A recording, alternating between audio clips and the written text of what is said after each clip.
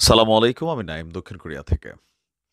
আমি যখন এই নিউজটি করছি তখন আমাদের শহীদ মিনারে মার্চ ফর ইউনিটি যেই প্রোগ্রামটা বৈষম্যবিরোধী ছাত্র আন্দোলন নির্ধারিত আহ আমাদের শহীদ মিনারে এই প্রোগ্রামটা অনুষ্ঠিত হচ্ছে। একদিকে যখন এই প্রোগ্রাম অনুষ্ঠিত হচ্ছে, এই প্রোগ্রামকে ঘিরে চলছে আরেক ঘটনা। বৈষম্যবিরোধী ছাত্র আন্দোলনের এই প্রোগ্রামকে কেন্দ্র করে এক বিশাল গাড়িবহরের উপর ব্যাপক হামলা চলেছে। আর সেই হামলার জেরে রণক্ষেত্রে পরিণত হয়েছে একটা এলাকা। ধাওয়া পাল্টা ধাওয়ার ঘটনা ঘটেছে।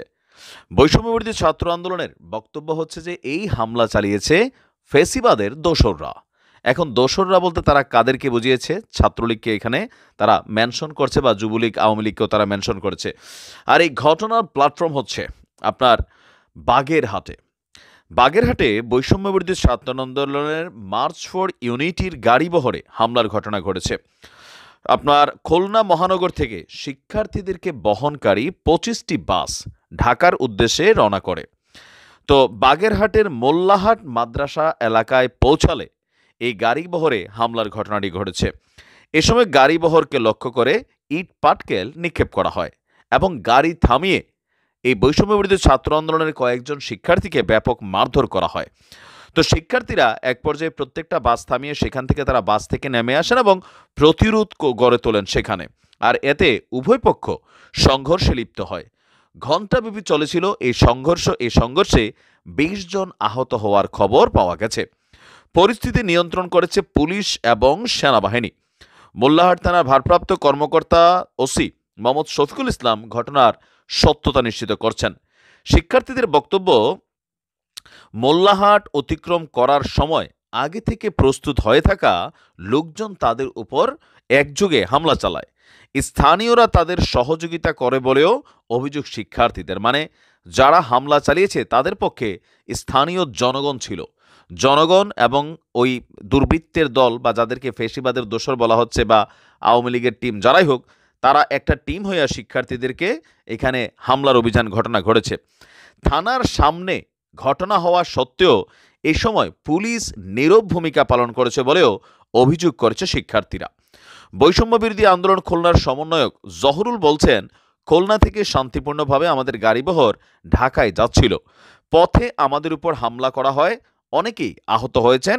আর ফেসিবাদী সরকারের দোসররা এই আক্রমণ করেছে। আরেক সমন্বয়ক বলছেন, পরিকল্পিতভাবে আমাদের উপরে হামলা করা হয়েছে, তবে আমাদের লক্ষ্য থেকে আমাদেরকে সরাতে পারবে না। আমাদের ভাইদের রক্ত ঝরেছে, এর বিচার অতি দ্রুত করতে হবে। জড়িতদের আইনের আওতায় এনে দৃষ্টান্তমূলক শাস্তি নিশ্চিত করতে হবে। আর না হলে শিক্ষার্থীরা আন্দোলনের মাধ্যমে জড়িতদেরকে খুঁজে বের করবে বলেও হুঁশিয়ারি দিয়েছেন তিনি।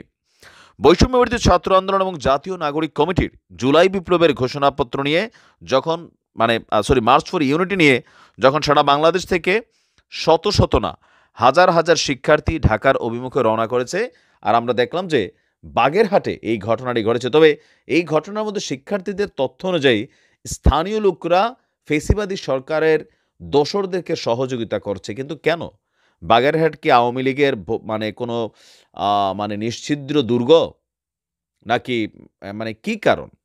আবার তাদের অভিযোগ অনুযায়ী সেখানে যারা পুলিশ ছিলেন, থানার সামনে ঘটনাটি ঘটছে, পুলিশও নীরব ভূমিকা পালন করেছে।